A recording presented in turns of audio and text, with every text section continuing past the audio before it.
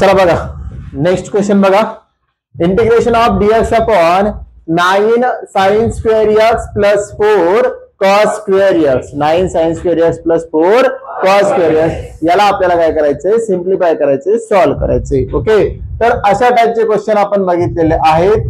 तर हा जो क्वेश्चन आहे क्वेश्चन बँक 1 ला, त्याच्यानुसार आपल्याला या ठिकाणी सगळ्यात पहिले लक्षात येणार अशी जर टर्म असेल तर आपण काय करतो बेटा, डिवाइड बाय किंवा divide numerator, divide numerator and denominator by cos square x. Numerator आणि डिनॉमिनेटरला कोणा डिवाइड करायचं, cos square x न. ओके, मग या ठिकाणी आपल्याला काय भेटणार आहे बाळांनो, i is equal to integration of dx upon 9 इथं sine square x upon cos square x.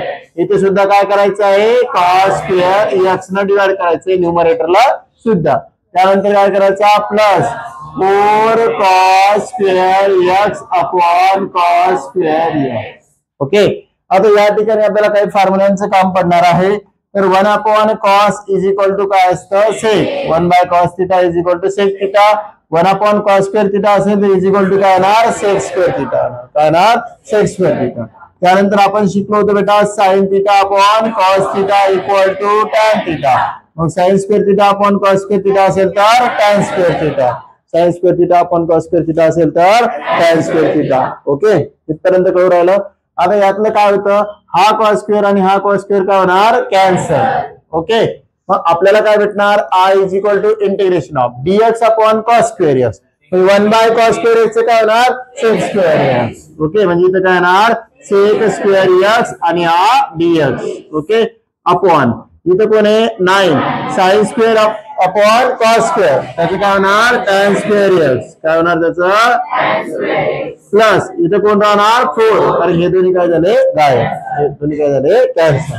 मला सांगा बाळांनो, आता हे सबस्टिट्यूशन मेथड मध्ये ट्रान्सफर झाला क्वेश्चन इथून कशामध्ये, सबस्टिट्यूशन मेथड मध्ये. कारण कुणाचा डेरिव्हेटिव्ह अवेलेबल आहे रे, tan x चा. कुणाचा डेरिव्हेटिव्ह अवेलेबल आहे, tan x चा डेरिव्हेटिव्ह काय आहे, sec square x. tan x चा डेरिव्हेटिव्ह काय आहे, सेक स्क्वेअर. म्हणून काय करणार बाळांनो आपण या ठिकाणी, तर आपल्याला tan x चा डेरिव्हेटिव्ह काय दिला आहे, सेक स्क्वेअर x दिलेला आहे. म्हणून आपण या ठिकाणी याला देणार इक्वेशन नंबर 1 आणि पुट काय करणार, पुट करणार tan x, put tan x is equal to t. त्यानंतर काय करतो आपण या ठिकाणी, differentiate with respect to x, differentiate with respect to x. मग या ठिकाणी tan x चा डेरिव्हेटिव्ह काय येणार आहे, sec square x is equal to इथे काय येणार, dt अपॉन dx. तर dx ला इकडे ट्रान्सफर करणार, sec square x dx is equal to काय येणार, dt. Sec square x dx is equal to काय येणार, dt. इथपर्यंत काय आलं, sec square x dx is equal to काय घेतला, dt घेतला.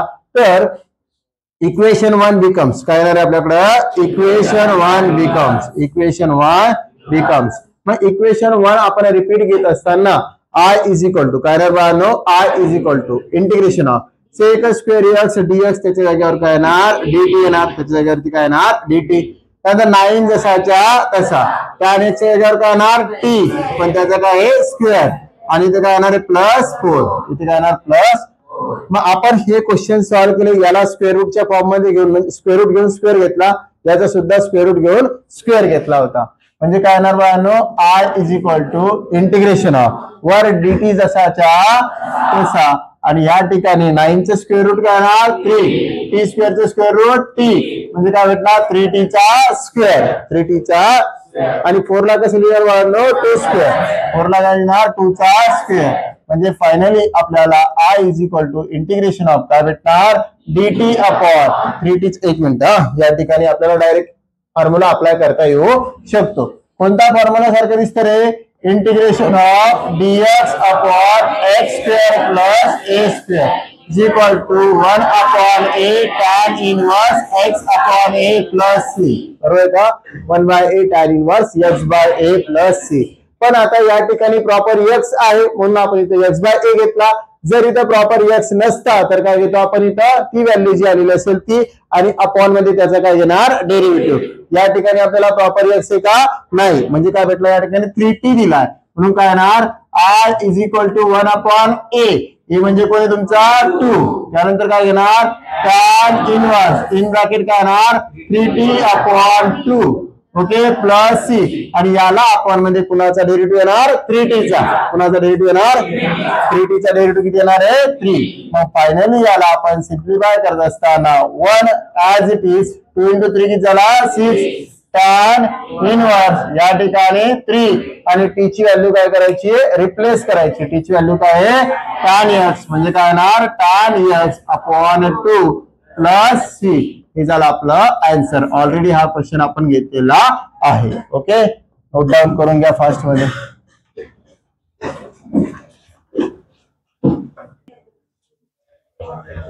आता याच्यानंतर समोरचा जो क्वेश्चन आहे त्या क्वेश्चन मध्ये बघा काय दिलं तर cos of log x upon x into dx, cos of log x upon x into dx.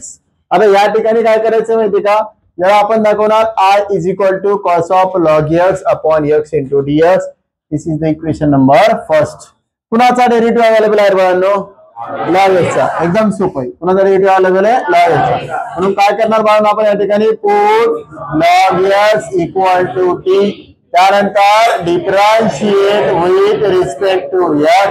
log x चा डेरिव्हेटिव्ह 1/x t चा dt/dx नंतर 1/x हा dx कुठे आणणार लेफ्ट साइडला, हा dx कुठे आणणार लेफ्ट साइडला म्हणजे into dx is equal to काय राहिला.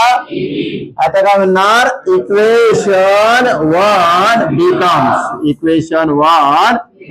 So I is equal to integration of हा कॉस जसाच्या तसा log x च्या जागेवर t आणि 1/x dx च्या जागेवर काय येणार dt.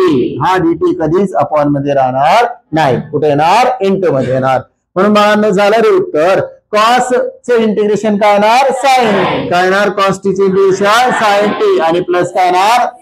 फायनली तुम्हाला साइन टी च्या जागेवर काय करायची व्हॅल्यू रिप्लेस करायची, काय येणार log x आणि प्लस काय येणार c.